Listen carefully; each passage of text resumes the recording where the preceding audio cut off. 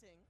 We have Jordan Jalbert-Ross going first as Syndra, the Drakai of Retribution, against Gravy Bones. So Jordan's the higher seed, actually, and chose to go first. Tells you a little bit about what his game plan is. He just wants to get some damage through on that very first turn of the game, get a little bit of that edge, have the first 5-card hand of the game, and try to keep Gravy Bones from setting too much up.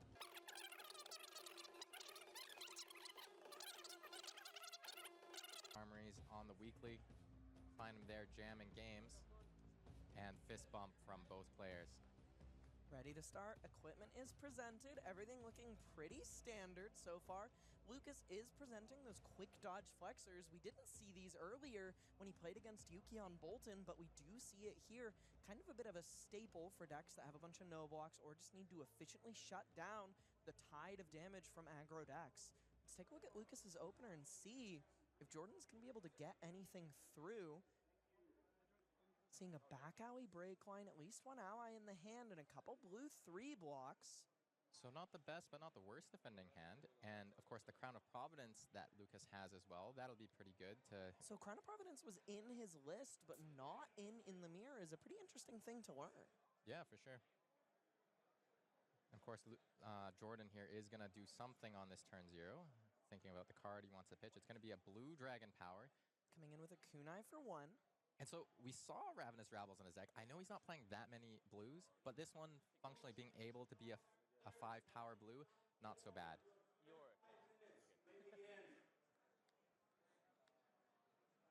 Dragon Power is kind of the ideal Draconic Ninja blue. Yeah, one of the better ones. Attacking with both daggers here. Going to be able to flick one.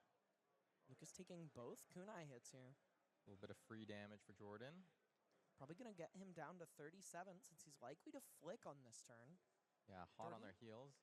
Jordan's opener contains both a Lava Burst and a Wrath of Retribution. Curious if he decides to just hang on to both of those. Well, and it's interesting because the Wrath of Retribution is such a good card, but he is going to go into the next turn cycle with only 1 dagger. You don't always want to play it out on that turn. Yeah, so, interesting that he actually chose for that to be the card he arsenals rather than the Lava Burst. Yeah, maybe planning a couple of turns ahead. Gonna hope Lucas doesn't threaten his arsenal too much with something like a Conquer of High Seas or a Command and Conquer. No Command and Conquer to speak of, but his hand does have some action. He's got a couple blues and a Swiftwater Sloop, but unfortunately, no gold to speak of in this opening hand. Gonna take a look at the top with the Compass, but he doesn't really have any way to access those cards on the top. Possible we see him just resolve a Chum and pass, throwing him into the fray to be eaten alive like the chum that he is by the piranhas of Syndra's attacks. And instead, no, it's gonna be a Sea Legs for 6. Sorry, actually makes sense. I'll do something. Okay, no, that costs 3, so Sea Legs yellow does cost not 3. It was a 2 for 6. Imagine if it was a 2 for 6. 2 for 6, very good.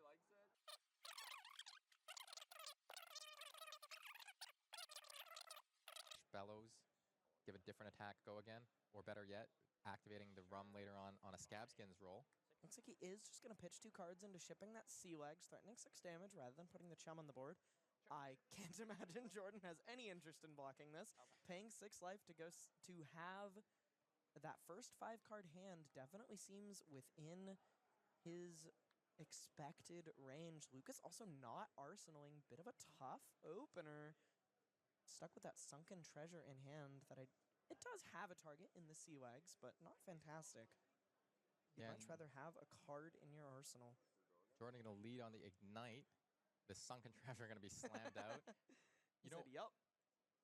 Will actually strip a card from Jordan here to protect that other kunai.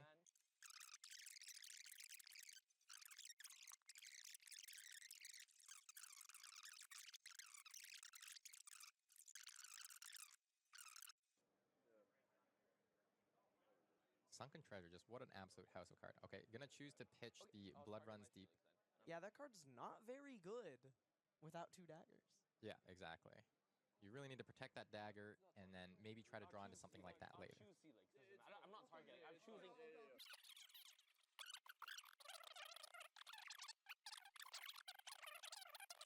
Value turn from Jordan. Looks like he's going to flick and put a dagger immediately back in the graveyard, not ready for Lucas's hand of just 7 copies of Sunken Treasure. Yep. Second Sunken Treasure here would be both funny and depressing, I think. He's like, no, Syndra please. is actually better, I feel like. So we have no resources now. Free. Yours click there. How much does the Spreading Flames I think this is just coming in Get- for 3. done here? He's already used Syndra's ability, so I don't think we're going to see that Wrath fired off this turn. Might just actually be a 1 for 3 on this turn. I see Walking a with the Conquer bow. the High Seas. Maybe says to Jordan, clear the way a little bit. I don't think it'll matter, man. I'll be honest. Block tree. Couple of 3 blocks hitting the chain successively. Jordan just going to pass the turn here. Lucas keeps his pick of the litter to Arsenal. And despite that being, you know, pretty good turn overall for Lucas, Jordan gets to go back to his turn. Jordan with a pretty tough hand here. He has that Wrath in his arsenal, but he's stuck with an Oath of Loyalty. And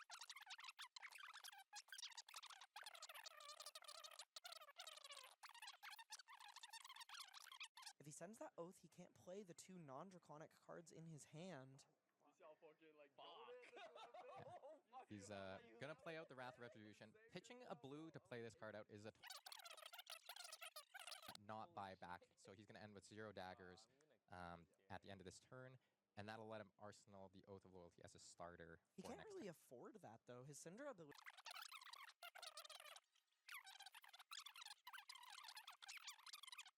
Kind of seems like it's a big part of his game plan for this matchup. Well, I think the dagger is going to come out first, and then what you're talking about is going to happen after. Well, we'll have to see. Here we go. Here's a dagger for 2, hitting the combat chain. This does generate a Draconic Chain Link, like you mentioned. Yeah, it would be pretty funny just to see whether through a flick or, oh, yeah, no, this is going to be the turn that we're going to That makes convert a the lot quick, of sense. quick dodge flexors to some defensive value. Now, Jordan going to run out this Fire Tenet. Another 3 block hitting the combat chain. We're going to Here's the flick flick. that.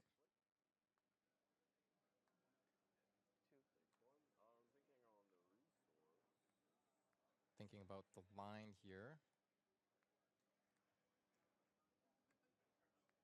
Maybe considering that blood-splattered vest will make the resource. Now can't afford to activate Syndra.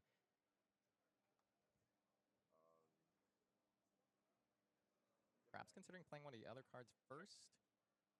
Nope.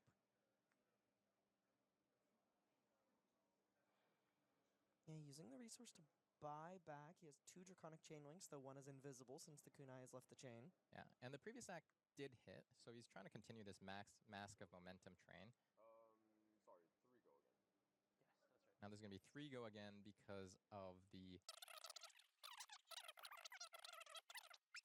Here he does have the Crown of Providence if he waits for a 4 power later in the turn. This card also can't draw a card itself as it is a weapon attack. And the next Kunai will come in for 2. Cut Through is going to threaten here for 4. Not a Draconic attack, though. 4 power attack with go again. Lucas has 4 armor pretty readily accessible. If this is the turn, your opponent's committed one of their power cards. Might be good to get maximum value out of your equipment. Power cards and a fair bit of resources, too. I'll sync this. Sinking to find another card to put in his hand. Let's see what he draws. In reactions. I couldn't see it at all. My bad.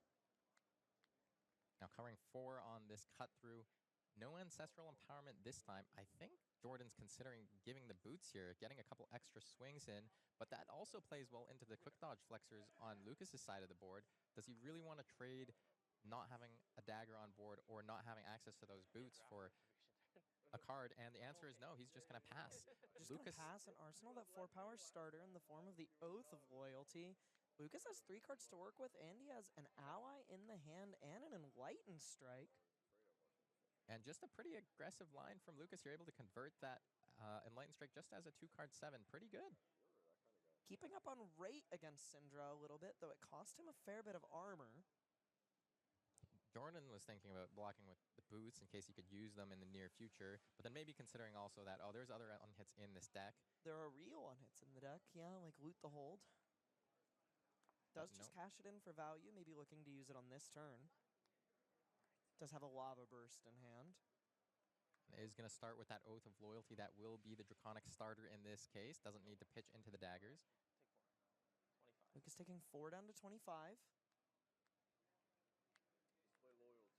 Display Loyalty. That's going to make the first fealty of the game for Jordan. Bail him out of some situations like what he was seeing in the previous hand.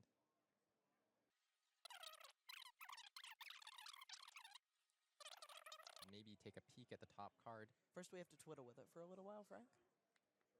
Take 3. Okay, Lucas is going to say no blocks. Just going to take this damage. I want to block a later chain link or decide if I can even block this.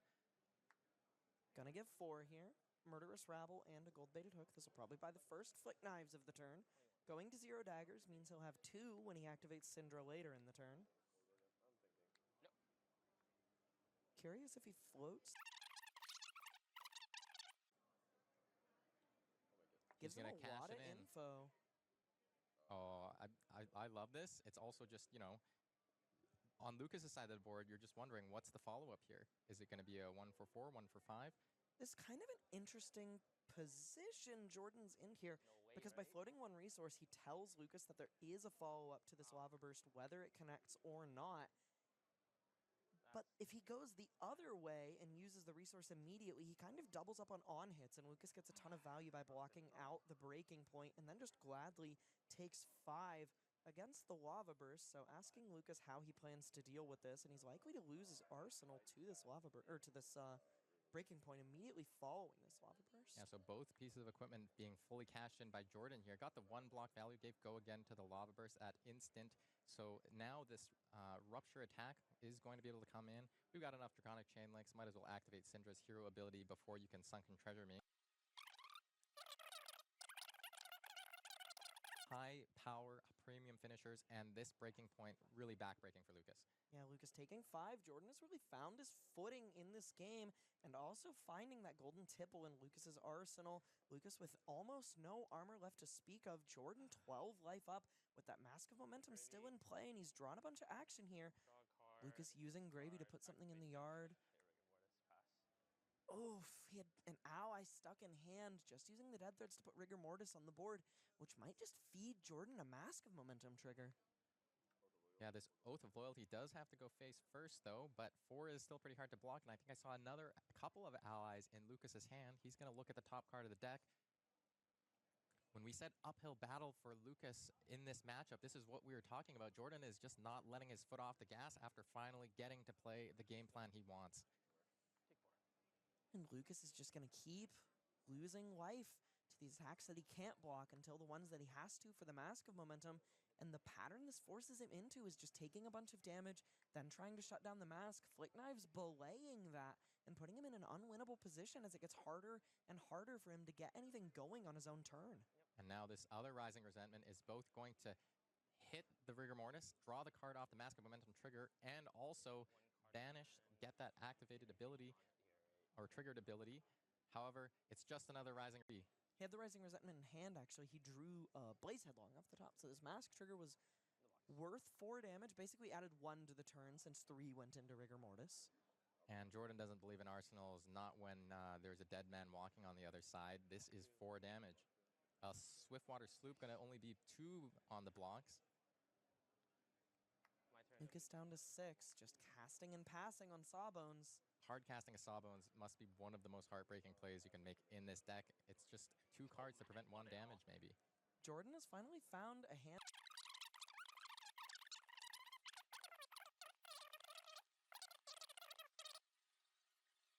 And now all the viewers are on the edge of their seats. A small crowd has gathered around both the feature match table and the stream area. 4 go again.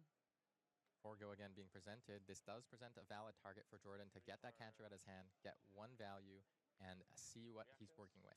Lucas does have a Blood in the Water in his hand here, and knows the top card. Just nods this along. This is lethal right now. Goes to 5. You draw first, yeah, go ahead. 5 finds another one. This blood on the water. Going to be able to cover Does 6. cover 6. But only...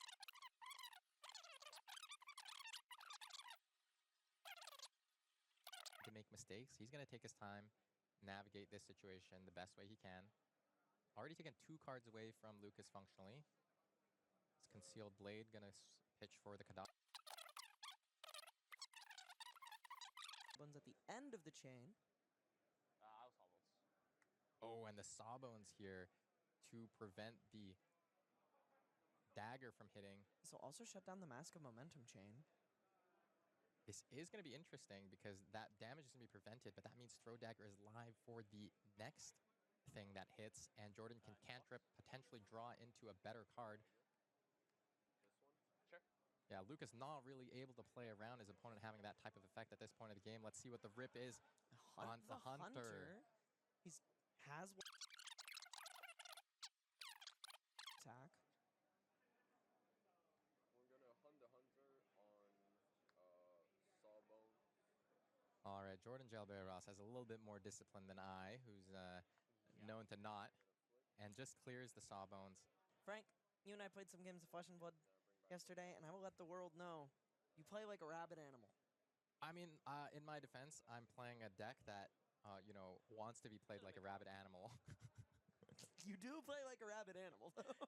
I think I made 3 blocking decisions that game, but Jordan made the disciplined play, cleared the ally. Lucas just playing out the blue tip the barkeep in his hand there to get a rum. Forced the pass back to Jordan. Now going to play a 5-card hand, including that Art of Dragon Blood that's in Arsenal, leading off with a Ronin Renegade now for 3 go again. Lucas 3 block on stuck offer. in a blocking pattern here. I'm not sure he has a way out of this situation. Even though every card in his hand blocks, there aren't any allies stuck in there. He's just too low to ever take a meaningful pivot. It feels like a foregone conclusion at this point. And Jordan trying to really crown himself as the King of the North this time. Gonna flick daggers on the second chain link. The first one was blocked, so this is really his first chain link for that Mask of Momentum trigger. Not sure how many times we're gonna see it ever activate again in this tournament. It is possible exactly once more with Lucas at 3. This is the turn that it'll happen if it does. Otherwise, it might just be the end of the road for that card and for Lucas. Looks like Ravenous Rabble is going to be the follow-up. Actually firing off the Blood Runs Deep here instead, but it's only going to throw 1 dagger. Throwing the other dagger. Yeah. So Lucas going to take 1 more damage, more or less unpreventable here. This does set up the next attack to be both, lethal, but also still have a Mask of Momentum trigger no matter how Lucas blocks on this chain link. Golden Tipple going to be the block here for 2. This should just do it. And the Ravenous Rabble hits a red off the top. This is a 4 power attack with go again. We know what's in Jordan's arsenal. This might just be the tournament-ending attack. There is a blood on the water. And, of course, 4 coming in, and it's a call to the grave. Blocking 3, 1 damage leaking through. Lucas down to 1 with flick knives on Jordan Jalbert Ross's side of the board. Gonna draw up. If he doesn't find some sort of prevention, he's dead to flick knives. He doesn't have it. Jordan just gonna make sure he makes the right play here. Pitches his spreading Can't mess it up. flames. You've come so far, you just can't mess it up. We saw him all weekend. Just make the right play over and over again. Think about the macro. He's going to do the same thing he's done. It's going to be a 3 go again, another 3 go again. He's really slow rolling him here. And you know what? The call to the grave comes out. That's 2 block. 1 goes over the top for lethal. Lucas has decided he's had enough. Jordan Jalbert Ross crowned as the next champion of Canada. Yeah, he went on an absolute tear through this tournament. He lost 2